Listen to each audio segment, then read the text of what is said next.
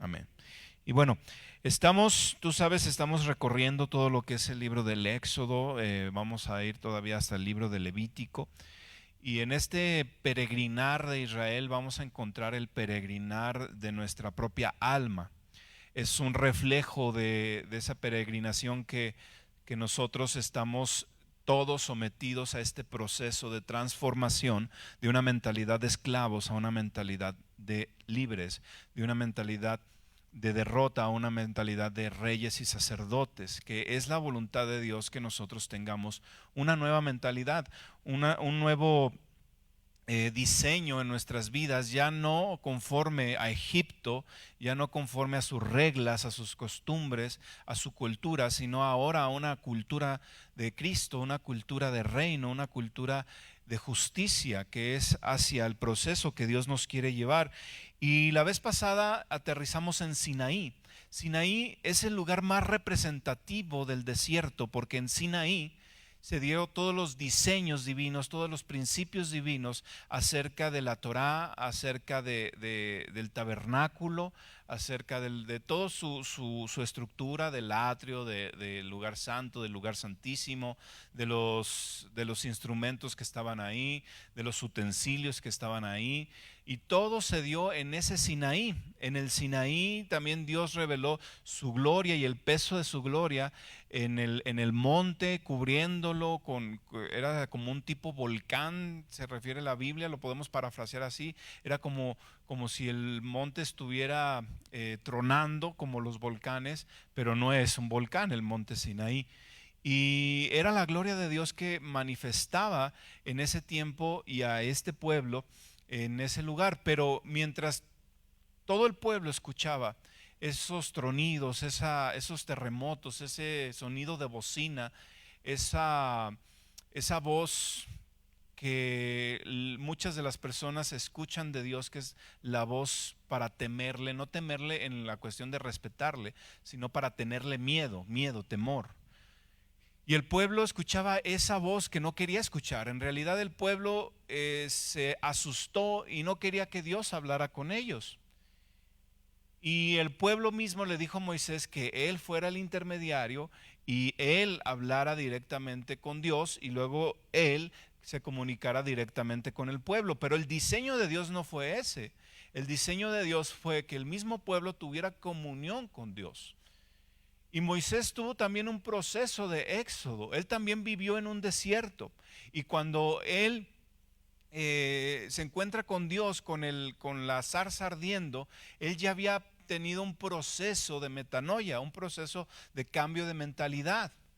Por eso él conocía a Dios, por eso él conocía su voz, por eso él se dejó moldear.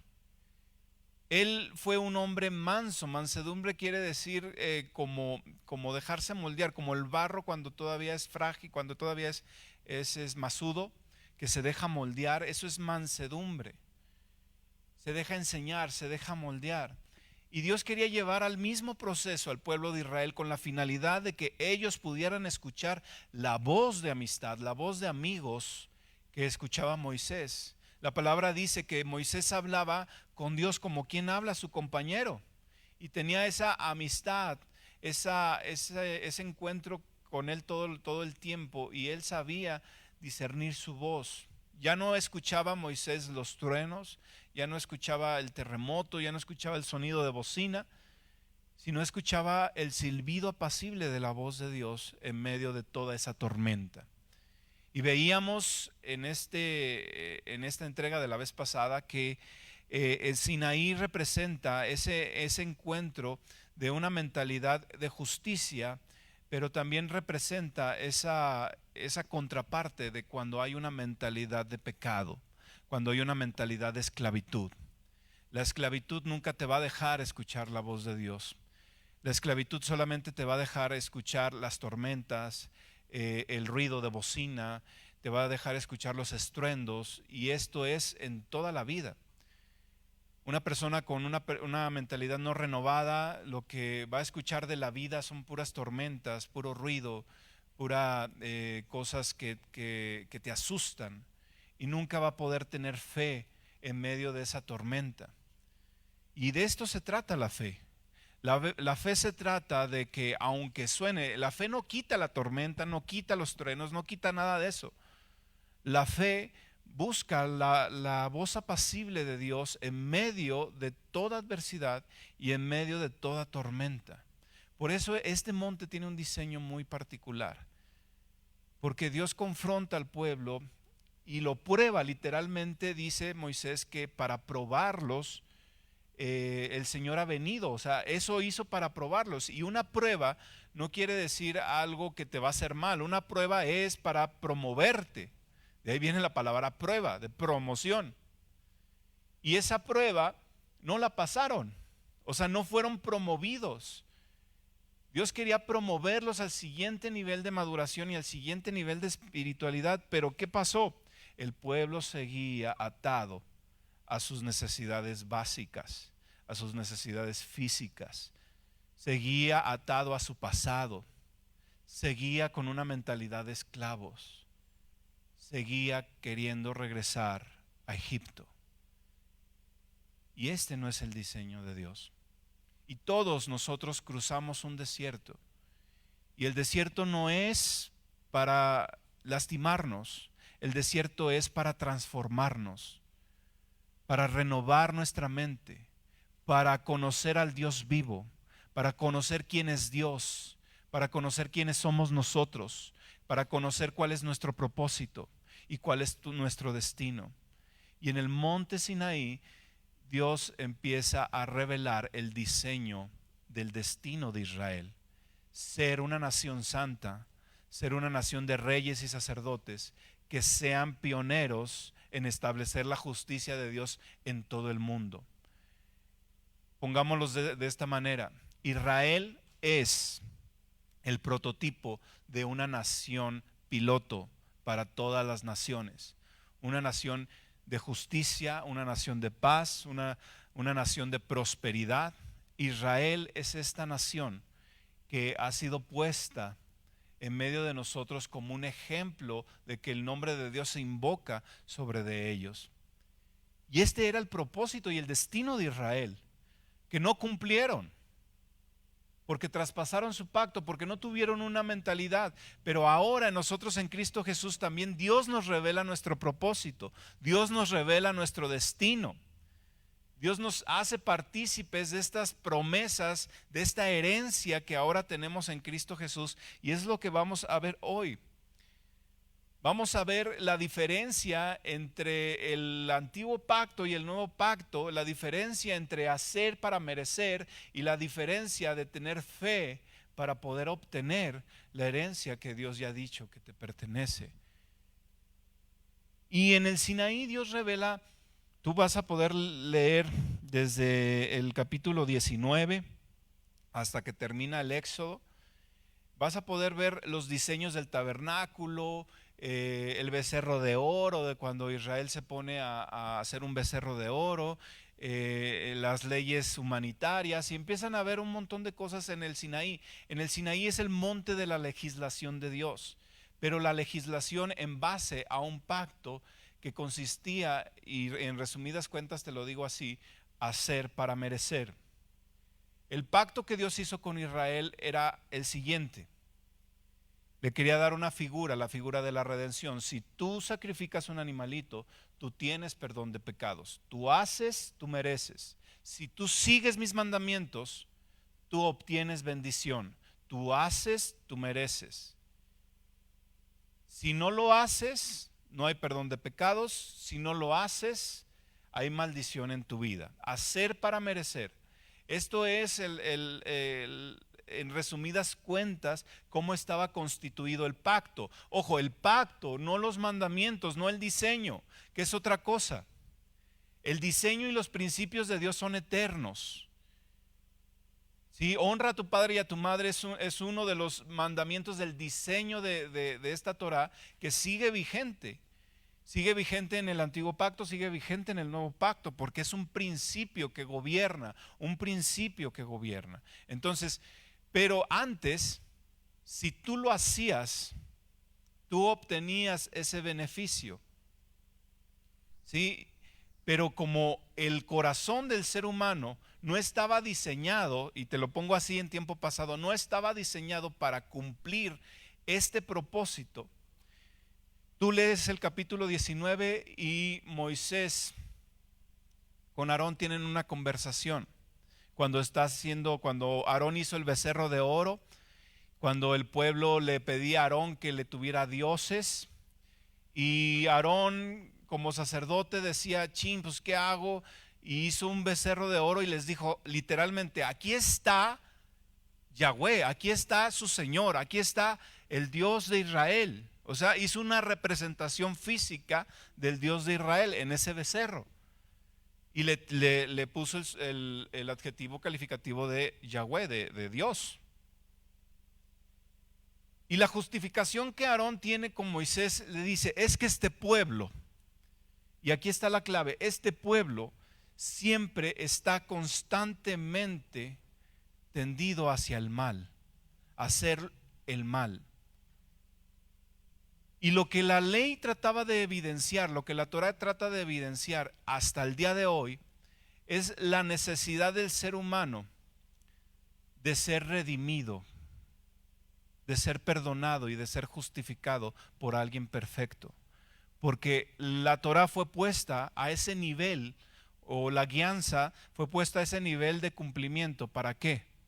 Para hacernos entender que por nuestras propias fuerzas nunca íbamos a cumplir. Entonces, en este concepto de hacer para merecer, está diciéndote la Torah, tú haces, tú mereces.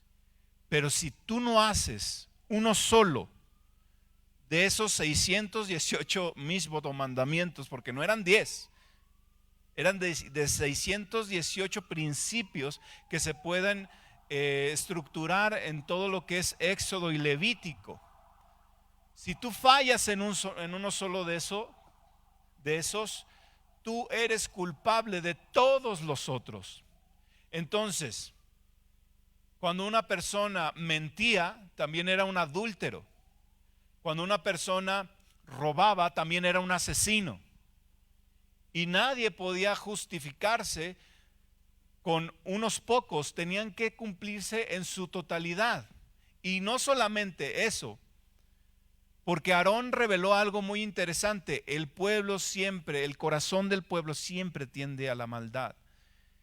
Y supongamos que alguien puede cumplir, porque sí hubo personas que cumplieron físicamente el mandamiento en su estructura. Pablo dijo, yo soy irreprensible ante la ley. O sea que nadie le podía decir a él que él no había cumplido uno solo de esos mandamientos. Pero no se trataba de eso solamente. Jesús vino a revelar algo muy interesante. Ustedes habrán oído que Jesús dijo lo siguiente. Ustedes han escuchado en la ley que no adulterarás. Y yo les digo que cualquiera que mira a una mujer y la desea en su corazón, ya ha adulterado. Ustedes han escuchado, no matarás, pero cualquiera que le diga fatuo o tonto a su hermano, ya lo ha asesinado. ¿Y qué quería decir Jesús con esto? ¿Iba a poner o imponer un mandamiento más alto? No, lo que Jesús estaba diciendo es que estaba revelando lo oscuro del corazón humano, que aunque no lo hiciera, lo deseaba. Y el propósito de la Torá es no solamente revelarte la incompetencia de cumplir la ley de Dios físicamente, sino la incompetencia del ser humano para cumplir la ley de Dios almáticamente. Porque no basta con no hacerlo, no basta con no adulterarlo, se necesita no quererlo hacer para que la ley de Dios sea en cumplimiento total. Porque nosotros somos espíritu, alma y cuerpo. Y si el cuerpo no lo hace, pero el alma lo desea, ya se ha establecido pecado. Y esto era la Torá.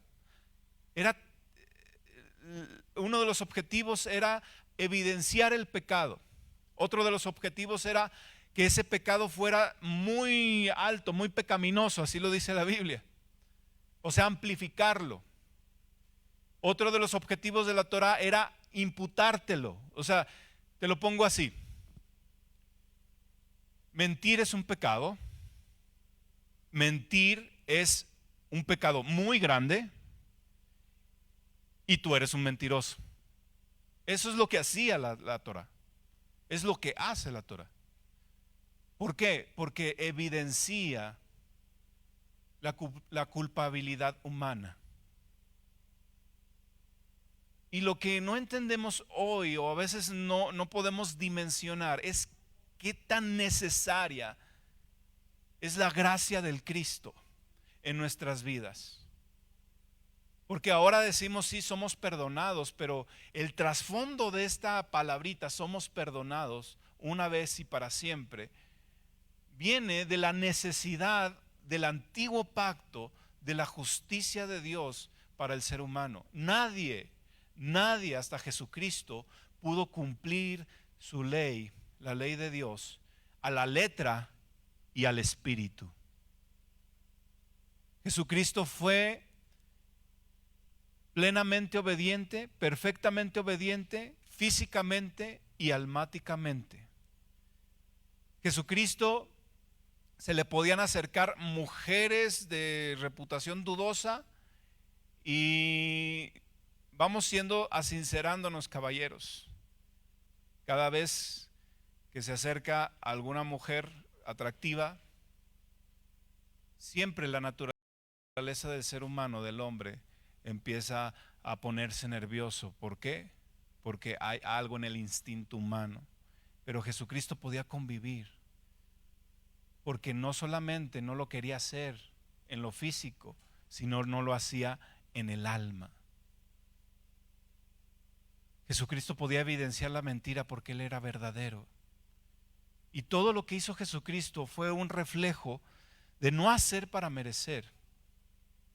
Era de tener fe, de creer quién eres para poder obtener. Y en esto es lo que nos queremos basar el día de hoy, me quiero basar en el día de hoy. En el Sinaí tú vas a encontrar esa acta de los decretos que te es contraria. ¿Por qué esta acta de los decretos que te es contraria? ¿Por qué? Porque la Torah es lo que hacía, es lo que hace hasta el día de hoy. Imputar el pecado. Tú mientes, eres pecador. Tú adulteras, eres pecador. Das falso testimonio, eres pecador. No guardas el día de reposo, eres pecador. Y no solamente eso, eres pecador y ese pecado es muy grande. Y no solamente es muy grande, ese pecado merece la muerte. Y es lo que la Torah enseña. Pero Dios revela con esto no su lado severo, no lo tienes que ver así. Dios revela con esto su perfección y su moralidad, su santidad. Él es íntegro. Y Él no solamente dice te perdono, lo siente. Cuando Dios dice que nos ha perdonado, y no solamente eso, que ha echado nuestros pecados al fondo del mar y que nunca se va a acordar de ellos, no solamente lo dice, lo siente. Literalmente, Él no se acuerda de tus pecados. Y has escuchado decir al apóstol Pedro, sed santos, como Dios es santo. A esta santidad se refiere, no solamente a la del hecho, porque el hecho puede ser muy relativo. Una persona malvada de corazón puede portarse bien. ¿Sí me escuchaste esto? Una persona malvada puede tener fuerza de voluntad para no hacer cosas malvadas por un tiempo. Es más, después de la Segunda Guerra Mundial, muchos de los nazis migraron hacia Centroamérica, hacia la Argentina, hacia todo ese lado de Centroamérica, y todavía hay comunidades alemanas de aquel lado. Y muchos de los nazis asesinos, violentos, genocidas, o sea, de personas que mataron a miles de personas, se escondieron atrás de una fachada de agricultores y de padres de familia. Y cuando los atraparon, cuando Israel se organizó, se hizo todo un estado y se organizó, y lo primero que hizo Israel fue buscar a sus asesinos. Y cuando encontraron algunos, y en los juicios tú los puedes ver en los documentales o hasta en YouTube, en juicio de algunos de estos personajes, no se arrepentían, porque la maldad seguía ahí. Se pueden cubrir. Y la Torah lo que enseña es que no es solamente que encubras la maldad, que encubras el acto, sino que ya no lo sientas, que haya algo nuevo aquí. Entonces ahora en el nuevo pacto ya no se trata de hacer para merecer, se trata de ser. Ya no lo haces, ya eres, primero lo eres. Si no eres, de nada sirve que lo hagas. Si no eres hijo de Dios, primeramente, si no has sido redimido con la sangre de Cristo, si Cristo no ha llegado a tu vida y no lo has invitado como el Señor de tu vida, si no tienes esta oportunidad de abrirle tu corazón, es inútil que una persona pueda hacer buenas cosas para obtener el favor de Dios. Nunca va a poder ser así. Y no lo digo yo, lo dice la Biblia. Ahora primero somos. El apóstol Pablo dice en Romanos que esta es la palabra de fe que predicamos: si alguno confesare que Cristo es su Señor, será salvo. Y esta es la palabra que siempre hemos predicado desde que Cristo nos dejó esta encomienda. Tienes que ser ahora. Ya no te enfoques en el hacer, enfócate en el ser. La ley de Dios se cumple primeramente en el corazón y no en la obra física. Y este principio lo vas a ver en todos lados. Estamos en el reino de Dios, que es semejante a la semilla del agricultor, a la tierra que sembramos. ¿Qué es esto? Que lo que no se ve, o sea, lo que está abajo de la tierra, gobierna lo que se ve. O sea, el fruto que produce la semilla. Si no hay semilla buena que no se vea, o sea, la fe que te salva, no puede haber un fruto bueno que perdure. Y este es el reino de Dios que predicamos. Necesitas tener la semilla correcta, necesitamos tener la semilla correcta para producir el fruto correcto. En otras palabras, tenemos que hacer primeramente, ser, para poder hacer. Si no, de nada nos sirve. Y a esto es a lo que Santiago se refiere, que la fe sin obras es muerta en sí misma. Si no eres, si no tienes fe para ser hijo de Dios, para hacer esta justicia de Dios, a todo lo que hemos aprendido hasta la semana pasada, hasta en el Sinaí, de esa renovación de pensamiento, de ese Sukkot, de ese Elim, de ese Sim, de todas esas partes, y cómo Dios quería transformar la mentalidad de Israel para que entendiera simples principios: quién es Dios. Dios es tu toda suficiencia. ¿Quién eres tú? Eres el pueblo escogido por Dios y eres real sacerdocio, eres linaje escogido y tienes un propósito y tienes un destino. Y estas simples 4 conclusiones es las que llevan hasta el Sinaí. Y si no entendemos esto, amados, aunque hagamos, no vamos a poder producir. Va a ser estéril nuestra semilla. La semilla tiene que venir desde el ser, naturalmente. Ahora ya no haces para merecer. Ahora ya crees para obtener. ¿Y qué vas a creer? Creer en ese sacrificio del Cristo. Fíjate lo que dice Éxodo 19, el 18 al 20. Y aquí está la revelación, una revelación tremenda de la gracia del Señor Jesucristo. El monte Sinaí estaba totalmente cubierto de humo. Te lo estoy leyendo en la NTV, Nueva Traducción Viviente. Porque el Señor descendía en él en forma de fuego. Nubes de humo subían al cielo, como el humo que sale del horno de los ladrillos, y todo el monte se sacudía violentamente. A medida que el sonido del cuerno del carnero se hacía cada vez más fuerte, Moisés hablaba y Dios le respondía con voz de trueno.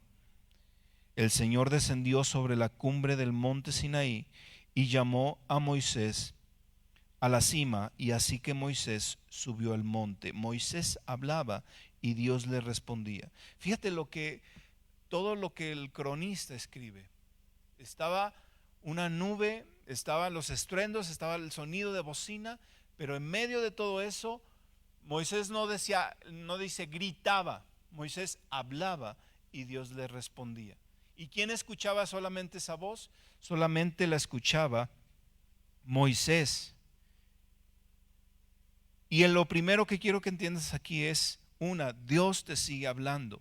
Y número dos, Dios te va a hablar por medio de su ángel del Señor. Y vamos a entender quién es este ángel del Señor. Éxodo 23:20 dice, mira, yo envié a un ángel delante de ti para que te proteja en el viaje y te lleve a salvo al lugar que te he preparado. Préstale mucha atención y obedece sus instrucciones. No te rebeles contra él, porque es mi representante y no perdonará tu rebelión. Pero si te aseguras de obedecerlo y sigues todas mis instrucciones, entonces yo seré enemigo de tus enemigos y me opondré a todos los que se te opongan. Pero mi ángel irá delante de ti y te llevará a la tierra de los amorreos, de los hititas, de los fereceos, de los cananeos, de los heveos, de los jebuseos, para que vivas en ella, y yo la destruiré por completo. La Reina Valera dice el ángel de Yahweh, el ángel de Jehová. Lo dice así. ¿Quién es este ángel? ¿Quién es esta forma anticipada donde Dios dice, en la Reina Valera dice que Dios literalmente puso su nombre sobre él? Así lo dice, puso su nombre sobre él. ¿Quién es este ángel? Y dice lo siguiente en Mateo 17:1-8. 6 días después Jesús tomó a Pedro y los dos hermanos, Santiago y Juan, y los llevó a una montaña alta para estar a solas. Mientras los hombres observaban, la apariencia de Jesús se transformó a tal punto que la cara le brillaba como el sol y su ropa se volvía tan blanca como la luz. De repente aparecieron Moisés y Elías y comenzaron a conversar con Jesús. Pedro exclamó, Señor, es maravilloso que estemos aquí. Si deseas, haré 3 enramadas como recordatorio para ti, en una para Moisés y otra para Elías. No había terminado de hablar cuando una nube brillante los cubrió, y desde la nube una voz dijo, este es mi Hijo amado, en quien me da gozo, que me da gran gozo, escúchenle a él, fíjate bien. ¿Y qué dijo Dios acerca de este ángel? Escúchenlo a él. Dios estaba revelando, Jesús estaba revelando en este momento como ese ángel que estaba en el Sinaí, como ese ángel que los israelitas no obedecieron, que los israelitas no escucharon, que los israelitas no le pusieron atención, se rebelaron. Y Dios estaba revelando ese ángel es Jesús. En la teología se le llama teofanía, o sea, la manifestación de Dios en una forma física aparente. Y esa teofanía o esa manifestación de Jesús en el antiguo pacto nos dice algo. A Él tenemos que escuchar. ¿Y qué tenemos que escuchar de Él, amados? A que Él nos lleva a Él, a que su sangre es suficiente, a que su sangre y su sacrificio fue suficiente. Lo que el hombre no podía hacer de hacer para obtener, Jesús sí hizo y sí obtuvo. Jesús cumplió toda la ley, por lo tanto, cumplió con todos los estatutos, y la ley dice literalmente que aquel que los cumpla será totalmente bendecido. Que aquel que los cumpla será llamado justo. Que aquel que los cumpla tendrá el agrado del Señor. Y Él los cumplió. Y por eso es tan simple este rudimento del Sinaí, o a la figura que nos quiere llevar Dios. Si no nos cobijamos a la sombra del ángel, dice, el ángel irá delante de ustedes. Si tú no vas a la sombra del ángel, ¿qué hicieron los discípulos con Jesús? Iban atrás de él siempre, iban a la sombra de su maestro. Y es lo mismo, el ángel tenía que ir enfrente para que el pueblo pudiera ir en base a los pasos de ese ángel. Y era la misma forma, era el mismo diseño de discipulado. El ángel iba y el pueblo iba, y lo mismo que Jesús hacía, lo que Jesús hacía, los discípulos lo hacían, era lo mismo.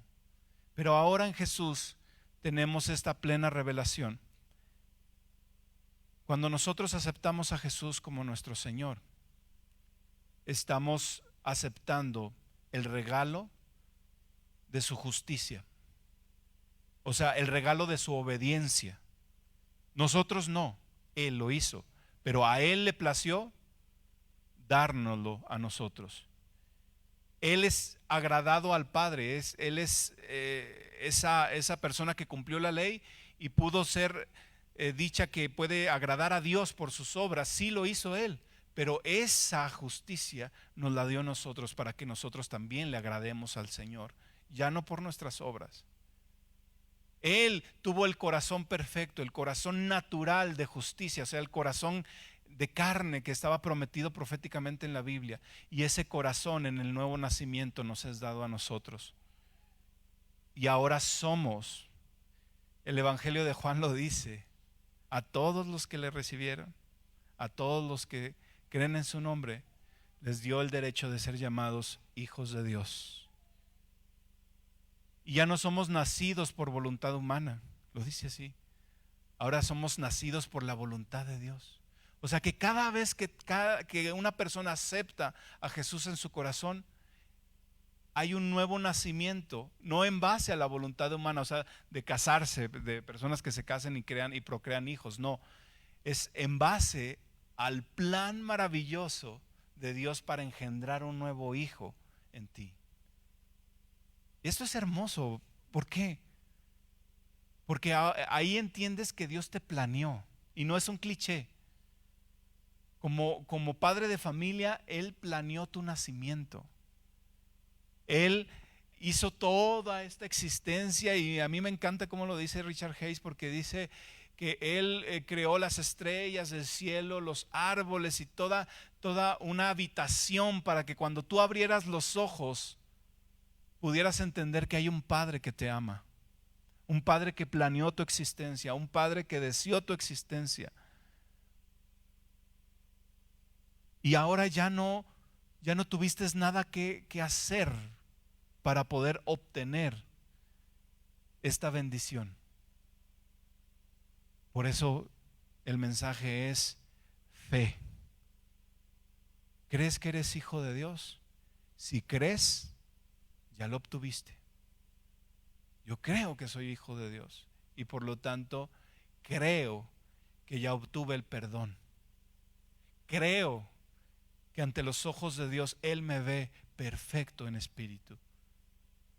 Creo que a pesar de mis errores, ya no determinan quién soy mis errores. Antes sí, en la Torah sí determinaban. Si tú hacías, eras un pecador y ese adjetivo te acompañaba.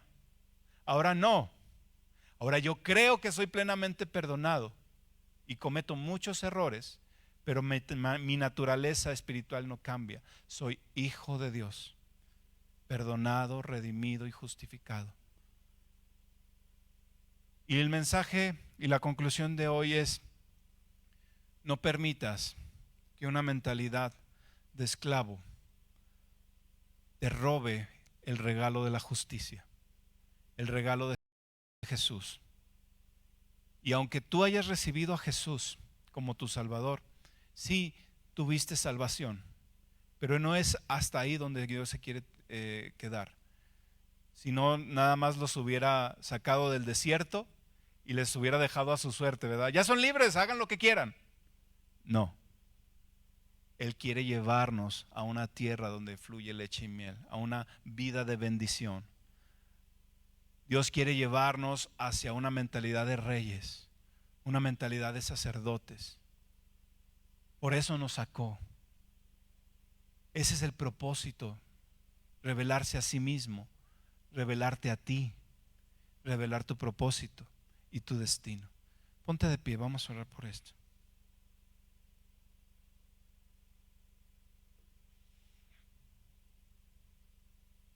Si lo entiendes así,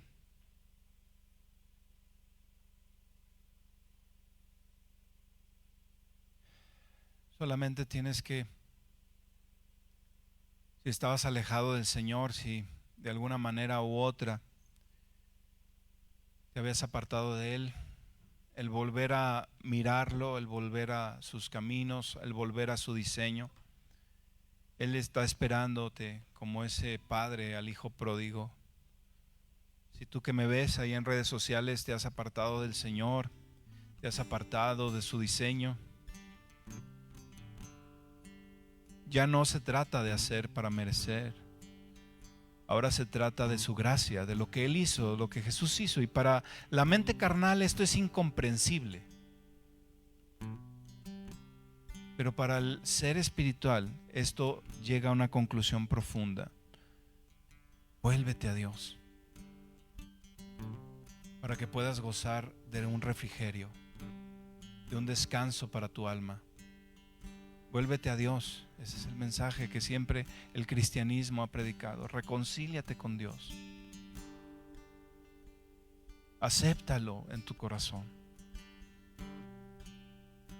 1 billón para Jesús, de eso se trata. Por eso lo hacemos, porque comunicamos este evangelio. Ser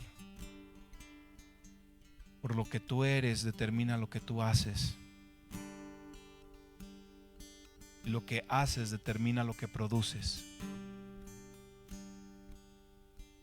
Una semilla correcta. Padre, en el nombre de Jesús, pongo delante de ti, Señor, a tu iglesia, Señor, a tu pueblo. Pongo delante de ti, Señor, a esta casa, Señor, a esta congregación. Tú nos traes, Señor, de una mentalidad, Señor, de esclavos al pecado, de esclavos a una antigua manera de vivir, Señor, a una mente renovada en justicia, Señor, en reino, Señor, una mentalidad de reyes, de sacerdotes. Con confianza, Señor, nos acercamos a ti, Señor, porque estamos convencidos, tenemos fe de quiénes somos. Somos tus hijos, hombres y mujeres, Señor, que están delante de tu presencia,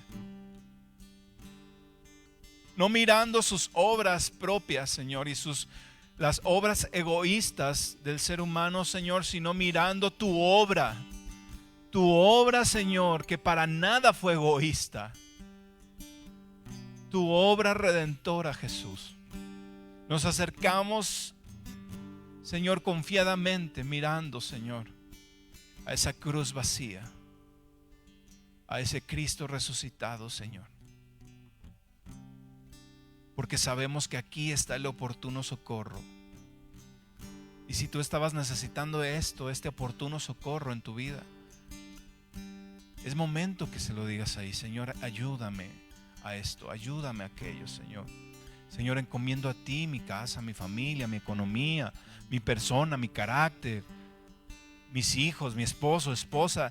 Aquí es el momento que lo hagas.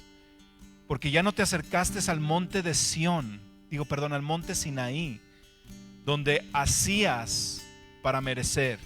Ahora te has acercado al monte de la cruz, al monte de la redención, donde eres por fe, donde crees para obtener. Si crees que eres perdonado, obtienes perdón. Si crees que ahora eres bendecido, ya la bendición está. Si tuvieras fe como un granito de mostaza, dijo Jesús. Encomendamos a ti, Señor, nuestros corazones y nuestras vidas. Y adórale ahí, adórale un momento. Empiézale a hablarle sinceramente en tu corazón. Si hay algo que tengas que cambiar tu mentalidad, si hay algo que en tu vida esté fuera de diseño, es momento, porque de esto se trata. Ya eres, y lo que eres va a determinar lo que haces. Entonces, como eres, vas a retirar todo aquello que esté fuera de diseño. Adórale, adórale, adórale, adórale. Adórale a tu Dios. Te has acercado a Cristo el día de hoy, a ese ángel que guía tus pasos. Señor, perdonados somos, Señor.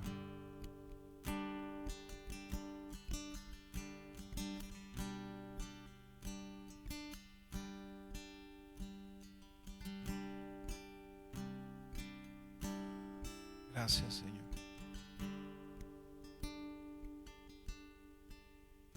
Deja que el Espíritu Santo te ministre. Adórale, adórale.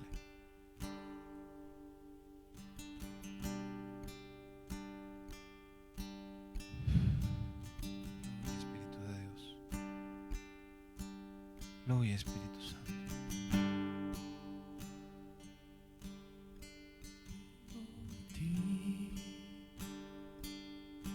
Sin miedo y sin reservas, y cada fracaso has visto, Señor, y aún tu amigo soy, porque el Dios de los montes es el Dios de los valles. No hay lugar que me pueda alejar de tu gracia y amor. No hay nada, nada mejor, no hay nada, nada mejor, no hay nada, nada mejor que mi Dios. No hay nada, nada mejor, no hay nada, nada mejor, no hay nada, nada mejor que mi Dios.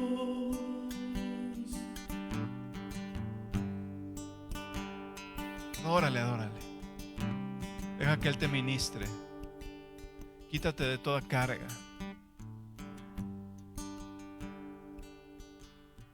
Gracias, Señor.